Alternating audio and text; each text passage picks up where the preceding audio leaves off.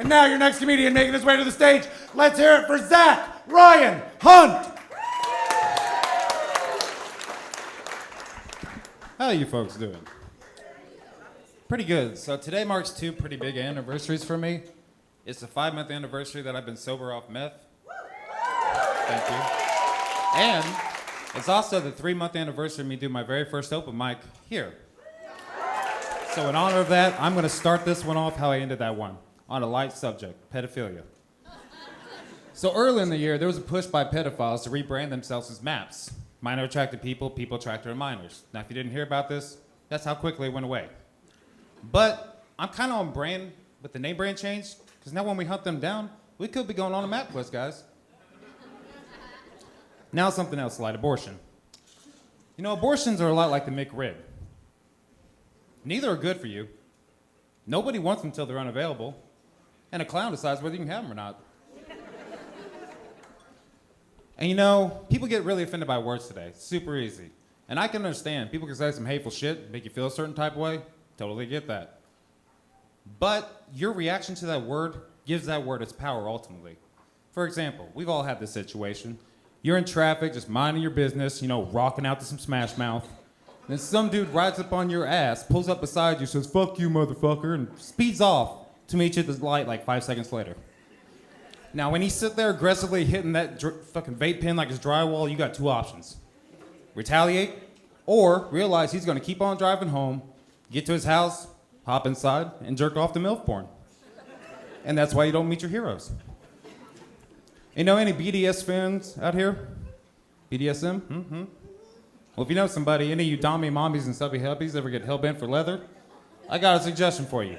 Take that safe word, make it your iPhone passcode. Turn intercourse into a real interrogation. A Guantanamo lay. And you know, one word that, as you heard earlier, people get a little ill about is retarded. Like, I totally get, you could have someone in your family with a cognitive issue, totally understand that. But you equally know I'm not addressing them.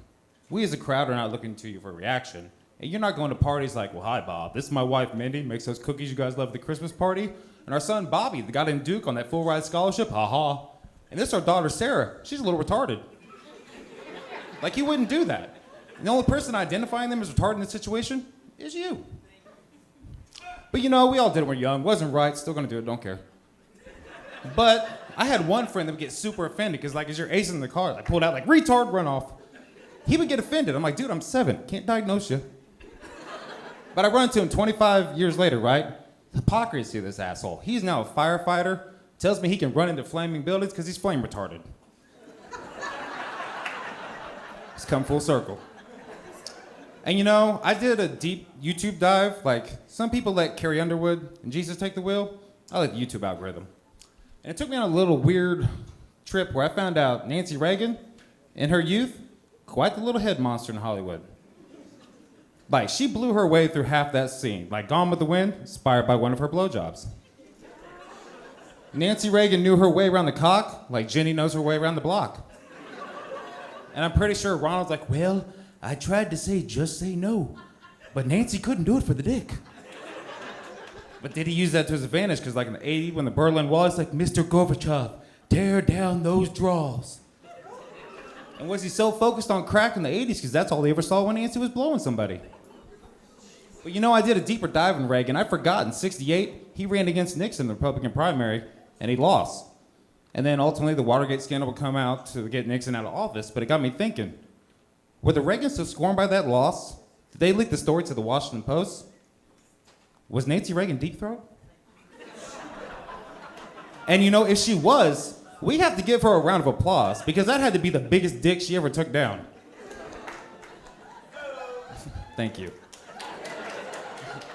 And you know, me and my buddy got into a heated debate. He's diehard Christian, like on the cross. Me, I kind of dabble, consider myself Messiah curious.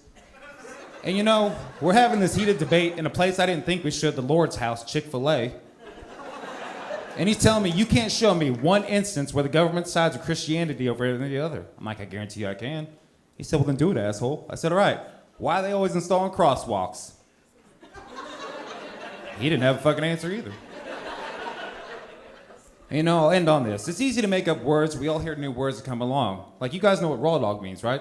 Raw dog's having sex without a condom. But it's also the appropriate answer when someone says, how do you eat your cookie dough? Raw dog. And Bitmoji. You guys know Bitmoji, the more realistic emoji you can send somebody, right? But it's also the appropriate answer when your server says, do you want some more to drink? Sure, Bitmoji. And we'll end on propaganda, because we hear it every day. You guys know what it means, but it's also what the dude on meth jerking off outside of CVS yells at customers exiting. Have a propaganda. Thank you.